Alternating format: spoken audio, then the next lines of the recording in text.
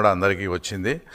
దానికి తోడు సునీత గారు ఏదైతే ఫైట్ చేస్తున్నారో, అంటే అక్కడుండే ముద్దాయిలు ఎవరైతే ఉన్నారో ఆ ముద్దాయిలంతా బయట ఉండి స్వేచ్ఛగా తిరుగుతూ సాక్షులను ప్రభావితం చేస్తూ సాక్షులను ఆ తర్వాత బెదిరిస్తూ ఉన్నారు. కాబట్టి నేను ఏదైతే న్యాయ పోరాటం చేస్తానో తర్వాత దానికి చాలా అడ్డంకిగా మారుతోందని ఆమె సుప్రీంకోర్టుకు, అంటే పలానా వల్ల బెయిల్ రద్దు చేయాలని కూడా ఆమె సుప్రీంకోర్టుకు వెళ్ళడంతో నిన్న వచ్చేసి ఆర్గ్యుమెంట్స్ స్టార్ట్ అయినాయి. ఆ ఆర్గ్యుమెంట్స్లో వచ్చేసి ప్రధానంగా అంటే సిద్ధార్థ లూత్రా గారు, అంటే సునీత తరపు న్యాయవాది గారు ఆర్గ్యుమెంట్ చేసిన విధానం ఏంటంటే, సుప్రీంకోర్టు గైడ్లైన్స్ ప్రకారము మీరు ఒక కాల పరిమితి విధించారు. ఆ కాల పరిమితి విధించడం వల్లనే సిబిఐ వాళ్ళు క్లోజర్, అంటే ఈ ఇన్వెస్టిగేషన్ అయిపోయిందని క్లోజర్ వేశారు. ఇప్పుడు మీరేమన్నా సిబిఐకు డైరెక్షన్ ఇవ్వండి ఈ కాల పరిమితి మీద.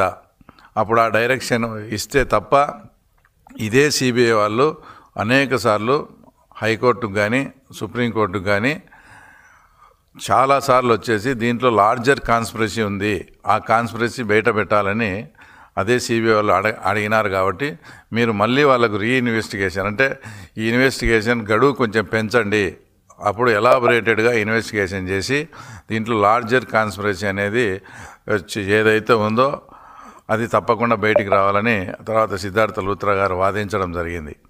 ఇంకోటి పాయింట్ ఏంటంటే, ఏదైతే సునీత రాజశేఖర్ అంటే వివేకానంద రెడ్డి కూతురు అల్లుడి మీద ఒక అతను కృష్ణారెడ్డి పేరుతో ఒకటి ఫాల్స్ కంప్లైంట్ ఇవ్వడం, తర్వాత సిబిఐలో పనిచేసే రామ్ సింగ్ మీద కూడా తర్వాత ఒకటి ఫాల్స్ కంప్లైంట్ ఇచ్చి దాని మీద బాగా డిలే చేసి అదంతా కూడా చాలా ఇబ్బంది పెట్టే కార్యక్రమం జరిగింది.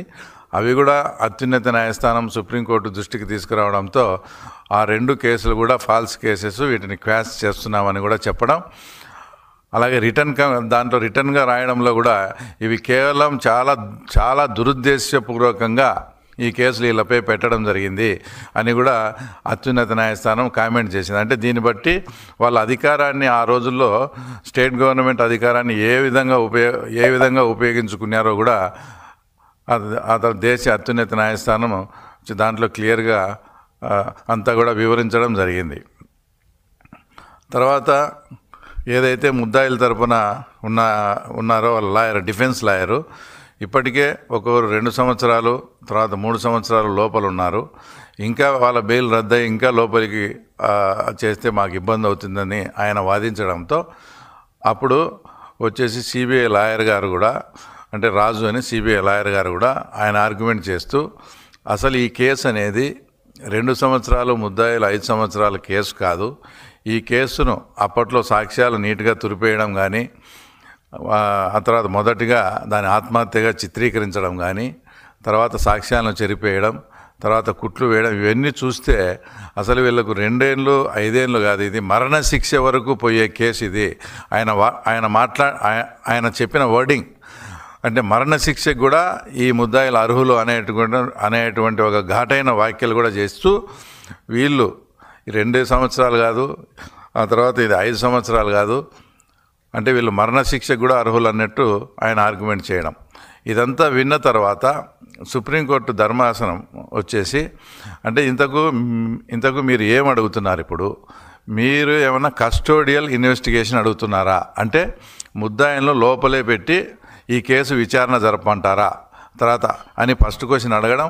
రెండోది, అలా ఒకవేళ ముద్దాయిలను లోపల పెట్టాల్సి వస్తే ఆ ముద్దాయిల పేర్లు ఇమ్మని కూడా అత్యున్నత న్యాయస్థానం అడగడం. అప్పుడు సుప్రీంకోర్టు ఆ తర్వాత అప్పుడు సిబిఐ లాయర్ వచ్చేసి మాకు 9వ తేదీకి గడువు లోపల మీరు రిటర్న్గా క్లియర్గా అఫిడవిట్ ఇవ్వండి, ఏ ముద్దాయిలను లోపల పెట్టి కేసు విచారణ చేయాలి, కస్టోడియల్ విచారణకు మీరు అడిగినప్పుడు ఏ ముద్దాయిల్లో ఆ ముద్దాయిల పేర్లు కూడా ఇవ్వండి అని ఆయన క్లియర్గా ఒక డైరెక్షన్ కూడా ఇచ్చారు. అంటే ఇవన్నీ కూడా సునీత గారు ఏదైతే ఒక పోరాటం చేస్తున్నారో ఆ పోరాటానికి ఒక స్టెప్ ముందుకు పోయినట్లు వచ్చేసి క్లియర్గా కూడా ఇదంతా కనిపిస్తుంది. దాంట్లో కూడా ఎవరైతే ఈ ముద్దాయిలుగా ఉన్నారో దేవిరెడ్డి శంకర్ రెడ్డి కానీ వాళ్ళ అబ్బాయి వచ్చేసి అక్కడ కడప జైల్లో దస్తగిరి ఉన్నప్పుడు అక్కడ పోయి ఆయన ప్రలోభానికి లొంగకపోతే భయపెట్టడం, ఆ ఇన్సిడెంట్ జరిగినప్పుడు నేను కూడా సహముద్దాయిగా అదే జైల్లో ఉండి తర్వాత నాతో కూడా స్టేట్మెంట్ తీసుకున్నారు. అంటే ఈ రకంగా వీళ్ళు సాక్షులను ప్రలోభ పెడతా, సాక్షులను భయపెడతారనే దానికి రెండో ఉదాహరణ వచ్చేసి, ఈ మధ్యకాలంలో జెడ్పీటీసీ ఎలక్షన్ జరిగింది పులివెందుల్లో. అక్కడ విశ్వనాథ్ రెడ్డి అనే అతన్ని కూడా దేవిరెడ్డి శంకర్ రెడ్డి అనేక మార్లు ఫోన్ చేసి బెదిరించారని అది కూడా కంప్లైంట్ రికార్డ్ అయ్యి అది కూడా కేసు కూడా రిజిస్టర్ అయింది. అంటే ఇవన్నీ ఎందుకు చెప్పాల్సి వస్తుందంటే, వాళ్ళు బయట ఉండి ఈ రకంగా సాక్షులను కానీ ఇంకో రకంగా కానీ ప్రలోభాలకు గురి చేయడం, భయపెట్టడం చేస్తున్నారనే వచ్చే సునీత గారు ఏదైతే వాదన చేస్తున్నారో ఆ వాదన ఖచ్చితంగా నిజమవుతూ ఇదంతా చూస్తే సునీత గారు ఏదైతే న్యాయ పోరాటం చేస్తూ ఉన్నారో వచ్చేసి దానికి తగ్గ ఫలితం వచ్చేసి తొందరలోనే రాబోతుందనే దానికి. ఎందుకంటే సుప్రీంకోర్టు కూడా ఆ తర్వాత సిబిఐ వాళ్ళ లాయర్ కూడా ఏం చెప్పారంటే, ఇదంతా మాట్లాడుతూ total master mind is Avinash Reddy అని కూడా ఆయన కామెంట్ చేయడం జరిగింది. అంటే దీంట్లో కర్త కర్మ క్రియ అంతా కూడా అవినాష్ రెడ్డికి తెలిసే జరిగింది. Total master mind is Avinash Reddy అని. కాబట్టి సునీత గారు ఏదైతే వీళ్ళు బయట ఉంటే ఈ కేసు సజావుగా జరగదని అనుకుంటున్నారో ఆమె ప్రార్థన మేరకు సుప్రీంకోర్టు కూడా నిన్న జరిగిన దాన్ని బట్టి చూస్తే తప్పకుండా ఈ కేసులో చాలా ముందుకు పోయి సునీత గారు ఏదైతే అడుగుతారో ఆమె పోరాటానికి న్యాయం జరుగుతుందని కూడా వచ్చి ఖచ్చితంగా ఆశిస్తూ, రెండోది ఈ మధ్యనే జరిగిన బై ఎలక్షన్ మాట్లాడితే 2024లో 11 సీట్లు వచ్చే దానికి కారణం ఈవీఎం అంటాడు. నిన్న జరిగిన దాంట్లో డిపాజిట్ కూడా రాలే పులివెందుల జెడ్పీటీసీ. డిపాజిట్ రాకుంటే దాంట్లో రిగ్గింగ్ అని ఇదని ఏవేవో కుంటి సాగులు చెప్తా ఉన్నాడు. ఎంత నీచానికి దిగజారినారంటే 5,000 10,000 అంటే పులివెందుల మండలంలో ఓటర్లను కాకుండా వేరే వాళ్ళకు డబ్బులు ఇచ్చి సాక్షివాడు 5,000 ఇచ్చేది, సాక్షివాడు మైకు పెట్టేది, ఆ రోజు నేను ఓటు వేయలేదని చెప్పించే కార్యక్రమం. అసలు అందులో అట్లా మాట్లాడించేటప్పుడు ఒకటి క్లియర్గా ఒక వీడియోలో కనంపల్లి అనే గ్రామంలో ఇట్లా జరిగిందని మాట్లాడింది పులివెందుల మున్సిపాలిటీకి చెందిన ఓటర్స్. అంటే వాళ్ళు మొన్న జరిగిన ఎలక్షన్స్లో ఓటర్సే కారు, అది కూడా మేమంతా కూడా అది క్లియర్గా కూడా ప్రూఫ్ చేయడం కూడా జరిగింది. ఇట్లా ఇంత మాట్లాడేటప్పుడు ఆ రోజు పెద్దిరెడ్డి రామచంద్రారెడ్డి గారు కుప్పంలో జరిగిన తర్వాత ఆయన స్టేట్మెంట్ ఇచ్చి ఎన్నిక ఏదైనా కూడా గెలిపే అని ఆయన మాట్లాడినాడు మరి ఆ రోజు. అంటే ఇప్పుడుండే పరిస్థితికి ఆయన మాట్లాడిన దానికి మళ్ళీ మీరేం సమాధానం చెప్తారు?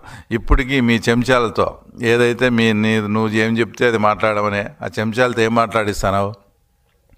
ఈసారి మీరు రాజీనామా చేయండి, తర్వాత కేంద్ర బలగాలతో తర్వాత మళ్ళీ ఎలక్షన్ పెట్టండి, అప్పుడు చూసుకుందామని తర్వాత నువ్వు మాట్లాడిస్తా ఉన్నావు. ఎస్, నేను ఇప్పుడు కూడా చెప్తున్నా, ఆ జెడ్పీటీసీ పదవి అనేది 9 నెలలే ఉంది. కానీ మేము ఎందుకు పోటీ చేయాల్సి వచ్చిందంటే పులివెందుల్లో ప్రజాస్వామ్యబద్ధంగా ఎన్నిక జరిగితే జగన్మోహన్ రెడ్డి పరిస్థితి ఇది అని రాష్ట్ర ప్రజలకు తెలియజేయాలనే ఉద్దేశంతోనే మేము ఎలక్షన్ ఫేస్ చేయడం జరిగింది. మేము అనుకున్నట్లు అంటే ప్రజలు కూడా అదే అనుకున్నారు, మేము అనుకున్నట్టు ప్రజాస్వామ్యబద్ధంగా జరిగితే జగన్ పరిస్థితి తేట తెల్లమైంది. దానికోసమే మేము ఎలక్షన్ జరిపినాం. కానీ ఈ పదవి అనేది మాకంత ముఖ్యం కాదు. ఎస్, ఇప్పుడు మీరు చెప్పినట్లే మేము మా భార్యతో మేము రాజీనామా చేయిస్తాం. తర్వాత మిమ్మల్ని కూడా ఒకటే సవాల్ అడుగుతున్నా నేను. ఏదైతే పులివెందుల ప్రజలు నిన్ను ఎమ్మెల్యేగా గెలిపిస్తే ఇంతవరకు అసెంబ్లీకి రాలే, పులివెందుల సమస్యలు పట్టించుకోలే, ఏమీ పట్టించుకోలే. అట్టేటప్పుడు నీకు ఎమ్మెల్యే పదవి కూడా నువ్వు అనర్హత. ఆ ఎమ్మెల్యే పదవి కూడా నువ్వు అర్హుడు కాదు. నీకు నిజంగా ఇప్పుడు నిన్న పులివెందులు జరిగిన ఎలక్షన్ ప్రజాస్వామ్యబద్ధంగా జరగలేదు అని నువ్వు నిజంగా ఫీల్ అయ్యి ఏదన్నా ఉంటే మీరు కూడా ఖచ్చితంగా రాజీనామా చేసి రండి. 2 ఎలక్షన్స్ తర్వాత కేంద్ర బలగాలతో జరిపిస్తాం. ఎలాంటి ప్రజాస్వామ్యబద్ధంగా సెంట్రల్ ఫోర్స్ పెట్టి మీరు అడిగిన విధంగా సెంట్రల్ ఫోర్స్ పెట్టి జరిగిద్దాం. అప్పుడు పులివెందుల ఎమ్మెల్యేకి బై ఎలక్షను, పులివెందుల మండల జెడ్పీటీసీకి కూడా బై ఎలక్షన్ వస్తుంది. అప్పుడు చేతన అయితే చూసుకుందాం. అప్పుడు నీ కథ ఏందో మా కథ ఏందో రాష్ట్ర ప్రజలకు కూడా తెలుస్తుంది. దమ్ముంటే నా ఈ సవాల్ను స్వీకరించవలసిందిగా జగన్మోహన్ రెడ్డిని కోరుతున్నాను.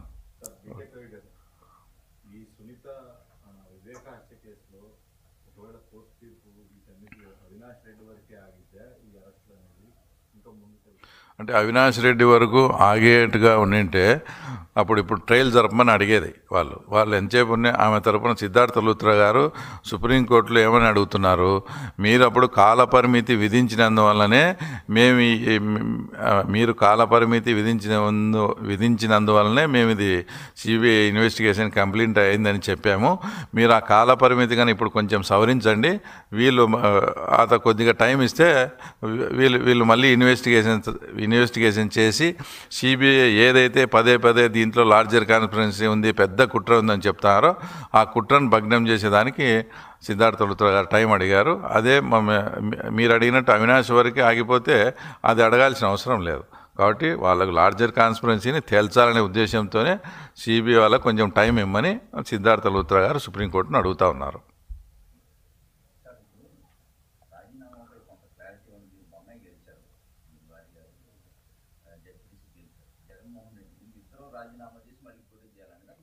అంతే. అంటే వాళ్ళ చెంచా బ్యాచ్తో ఇది అట్లా జరగలేదు, ఇది ఇట్లా జరగలేదు అని ఏమేమో చెప్తున్నారు కదా. ఏమేమో చెప్తూ సెంట్రల్ ఫోర్స్ పెట్టి ఎలక్షన్ జరపమని అడుగుతున్నారు. అంటే అతని మనుషులు, అంటే సతీష్ రెడ్డి కావచ్చు ఇట్లాంటి. నేనేం చెప్తానంటే, సరే ఇప్పుడు మీరు గెలిచి ఎమ్మెల్యే గెలిచి అసెంబ్లీకి పోలేదు, ఏం లేదు. తర్వాత మీరు ఇప్పుడు పులివెందులలో మమ్మల్ని రాజీనామా చేయమంటున్నారు. ఇదే రాజీనామా నువ్వు కూడా ప్రజల సమస్యలు తీర్చలేదు, ఇంకోటి తీర్చలేదు, నువ్వు కూడా రాష్ట్ర ప్రజలకు నాకు బలం ఉందని ఒక సంకేతం ఇచ్చుకోవాలంటే నువ్వు కూడా రాజీనామా చేసిరా. మేము మా భార్యతో రాజీనామా చేసాం. పులివెందుల మండల జెడ్పీటీసీ, పులివెందుల ఎమ్మెల్యే ఎలక్షన్ 2 కేంద్ర బలగాల దాంతో చేసుకుందాము, నీకు దమ్ముంటే రా అని చెప్తున్నాం.